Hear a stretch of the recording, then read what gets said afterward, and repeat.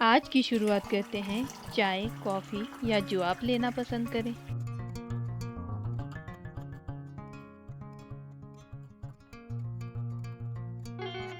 Hello दोस्तों, स्वागत है आपका मेरे channel study and motivation with K2 पर। आज हम बात करेंगे सफलता के बारे में कि हम अपने जीवन में सफल कैसे हो सकते हैं। हमें सफल होने के लिए क्या-क्या करना चाहिए। अगर देखा जाए तो सफलता के एक नहीं, दो नहीं, 10 नहीं बल्कि कई सारे रास्ते हैं, या फिर यूं कह लें कि कई सारे मंत्र हैं। तो हम सफलता के मंत्रों के बारे में एक-एक करके वीडियो में बात करेंगे। तो बात करते हैं सफलता के पहले मंत्र के बारे में। लेकिन उससे पहले अगर आप मेरे चैनल पर नए हैं तो सब्सक्राइब ज़रूर कर दें, साथ ही बेल आइकन भी दबा दें ताकि मैं जब भी सफलता के मंत्रों पर न्यू वीडियो लेकर आऊँ तो आप उन्हें मिस ना कर दें। तो जानते हैं सफलता के पहले मंत्र के बारे में, जो है निरंतर प्रयास। आज हम बात करेंगे कि निरंतर प्रयास के द्वारा हम किस तरह से सफलता पा सकते हैं। सफलता को आप एक यात्रा की तरह समझो, क्योंकि सफलता कोई एक ठिकाना नहीं है जो एक बार मिल गया तो कुछ करने की ज़रूरत ही नहीं है। ऐसा तो कभी नहीं होगा।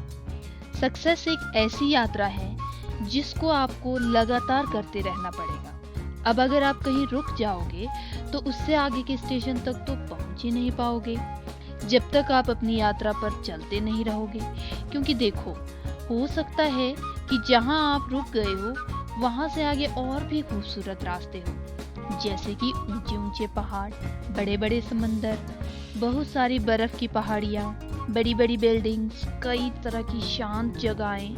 अरे थोड़ा रुक जाइए, आप तो जन्नत में ही पहुंच गए। पर एक बात सच सच बताइएगा, आपको इमेजिन करके कैसा लगा? अच्छा लगा ना? तो सोचो, अगर इमेजिनेशन इतनी खूबसूरत है तो रियलिटी कितनी खूबसूरत होगी। तो बस ऐसा ही सक्सेस में होता है। आप सोचो कि आप IPS, IAS, CM, PM, president, principal और जितने भी बड़े बड़े पोस्टें होती है, साइंटिस्ट वगैरह, आप तो पहुंच गए अपनी इमेजिनेशन में चांद पर। पर वही बात है ना कि सिर्फ सोचने से ही कुछ नहीं होगा, उसके लिए वर्क करना भी बहुत ज़रूरी है, और उसके बाद हार्ड वर्क भी बहुत ज़रूरी है। इतना ज़रूर याद रखना कि हार्ड वर्क जितना ज़्यादा होगा, आने वाला स्टेशन भी उतना ही खूबसूरत होगा। यानी कि आपकी सक्सेस, जो कि आपके हार्ड वर्क के बाद आपको मिलने वाली है, वो भी बहुत खूबसूरत होगी। आप जानते हैं कि जितने भी बड़े बड़े महान लोग रहे हैं, जैसे कि PR Ambedkar, Abdul Kalam, Mahatma Gandhi, mother Teresa, Kalpana Chawla, Santosh Yadav और भी बहुत सारे हैं, मेजर ध्यानचंद, ये बहुत सारे कई नाम हैं जिन्होंने अपनी जिंदगी में लगातार प्रयास किया है, और निरंतर प्रयास के कारण ही वह सफलता की शिखर पर भी पहुंच पाए हैं। तो आपको भी उन्हीं की तरह लगातार प्रयास करना है, रुकना नहीं है। रुक जाओगे तो आप अपनी सफलता तक नहीं पहुंच पाओगे। एक और बात, अगर आप किसी पोजीशन पर पहुंच भी जाओ तो भी आपको उस पोजीशन पर बने रहने के लिए कुछ ना कुछ तो करना ही पड़ेगा। अब आप सोच रहे होंगे कैसे? तो मैं आपको एक एग्जांपल देती हूँ। जैसे मान लो आप आसमान में एरोप्लेन उड़ा रहे हो। अगर मैं बोलूं कि आपको उस एरोप्लेन को आसमान में ही एक जगह पर टिका कर रखना है, तो आप क्या करोगे?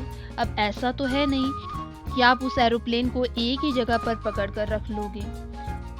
एरोप्लेन को एक जगह पर ही टिका कर रखने के लिए भी ईंधन को जला कर रखने की ज़रूरत पड़ेगी। अगर ऐसा नहीं करोगे तो जाहिर सी बात है कि प्लेन क्रैश हो जाएगा या फिर एक्सीडेंट हो जाएगा। इसीलिए अगर आपने कोई मुकाम हासिल कर भी लिया है तो उस मुकाम पर बने रहने के लिए भी आपको खुद को मेंटेन करते रहना पड़ेगा, वरना हो सकता है कि आपके हाथ से वो मुकाम भी छूट जाए जिस मुकाम पर आप अभी हो।